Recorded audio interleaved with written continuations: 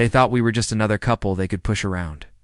The HOA slapped us with fines, harassment, and threats, determined to drive my pregnant wife out of our home. But what they didn't know was that they were picking a fight with the very man who held the ultimate power over their entire community. And when I made my move, their whole world collapsed overnight.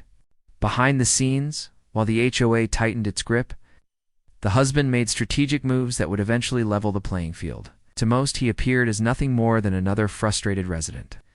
But in reality, he was sitting on a secret that would change everything. His carefully constructed plan wasn't one of confrontation, but of control. He had been quietly working in the background, accumulating the very power the HOA was so quick to abuse. It started years ago when the husband, along with a few trusted partners, had invested in the real estate that made up the community. Unbeknownst to the HOA board, he had purchased controlling interests in the land leases, including the key developments that the HOA used to assert authority over its residents. He'd established his holding company as a silent stakeholder in the community's infrastructure. It was a long-term investment strategy, one that didn't necessarily make sense at the time until now. The HOA had been operating under the false assumption that their rules and regulations were unassailable, that they controlled the fate of every homeowner, including his family.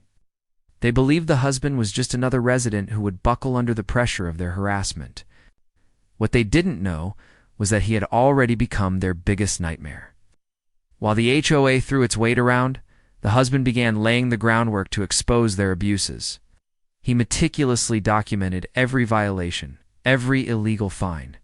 In every instance where the HOA had gone beyond its authority, he built a case that would destroy the foundation of their so-called power. But it wasn't just about retaliation. It was about holding them accountable for the way they treated the community's residents, and most importantly, his pregnant wife. The husband had also quietly engaged with legal professionals who specialized in HOA and property law.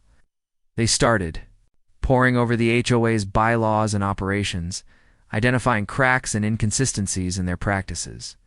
His legal team began to draft a suit that would not only dismantle the HOA's leadership, but also challenge the very foundation of their existence.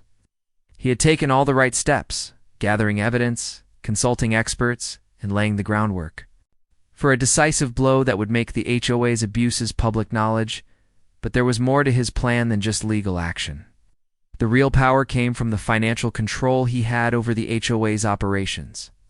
Through a complex series of purchases and investments, the husband owned significant portions